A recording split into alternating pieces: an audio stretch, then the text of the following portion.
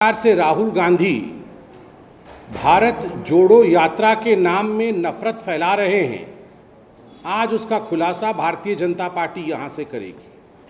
आप सब ने देखा है कि आज सुबह कांग्रेस पार्टी ने ये ट्वीट किया है। This was tweeted by the Congress party today morning for their Bharat Jodo Yatra. The picture that has been shown in this tweet is this.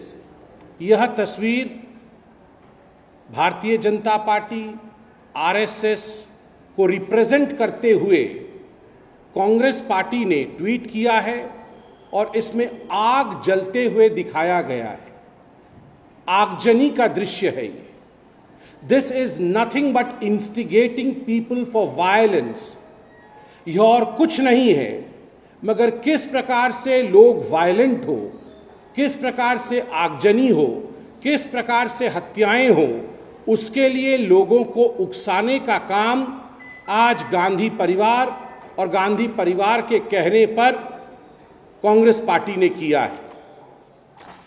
आप सभी जानते हैं कि ये जो तथाकथित इनकी भारत जोड़ो रैली है, यह अभी केरल में है।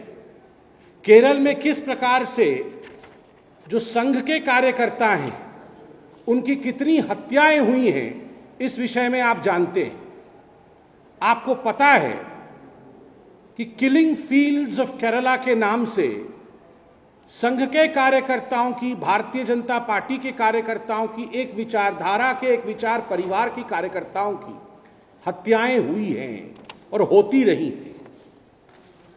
इस तस्वीर के माध्यम से बहुत ही सोच समझ करके एक षड्यंत्र के अंतर्गत राहुल गांधी और कांग्रेस पार्टी ने एक संदेश भेजा है वहां के आतंकवादियों को कि आप जो संघ के कार्यकर्ता हैं, जो भाजपा के साथ जुड़े हुए हैं, those who are associated with a particular ideology, they should be killed, they should be eliminated, they have no place in the politics of Kerala.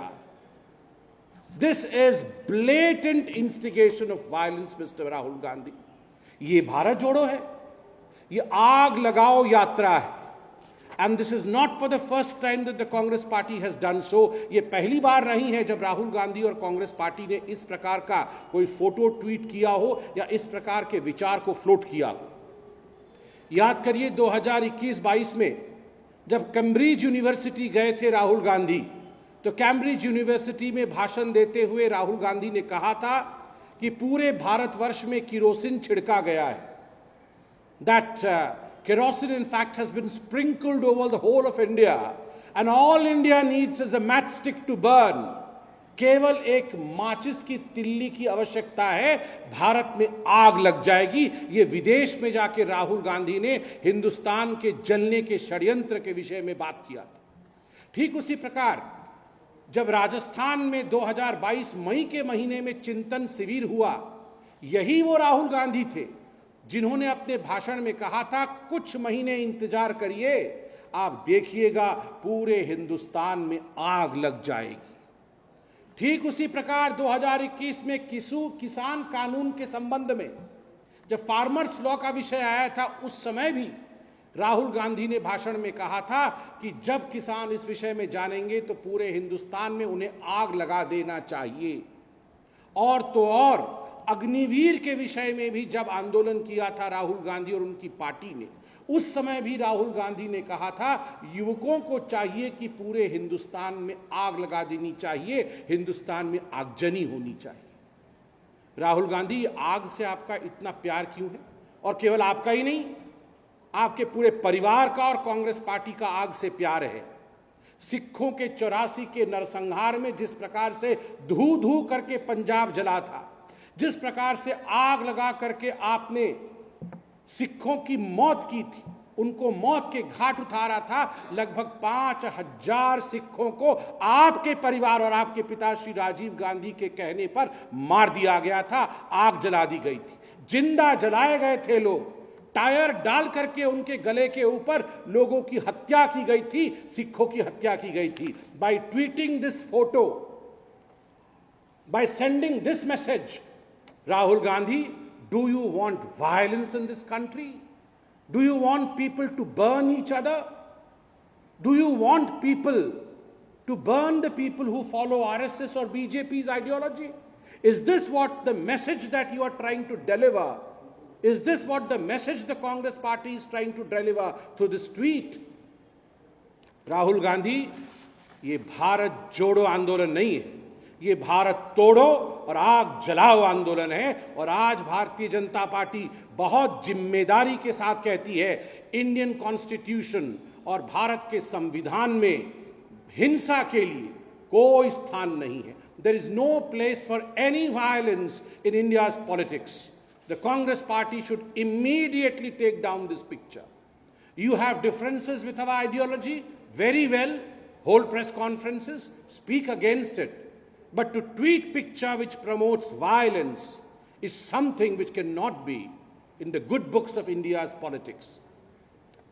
We immediately want the Congress party to take down this picture, क्योंकि संघ के कार्यकर्ताओं के जीवन के ऊपर जिस प्रकार से केरल में खेल हो रहा है, उनकी हत्याएं हो रही हैं, ये उनके जीवन के लिए खतरा है। दूसरा एक बहुत महत्वपूर्ण विषय इसी भारत तोड़ो यात्रा जो कांग्रेस पार्टी कर रही है, आग जलाओ यात्रा जो कांग्रेस पार्टी कर रही है, उसको लेकर है।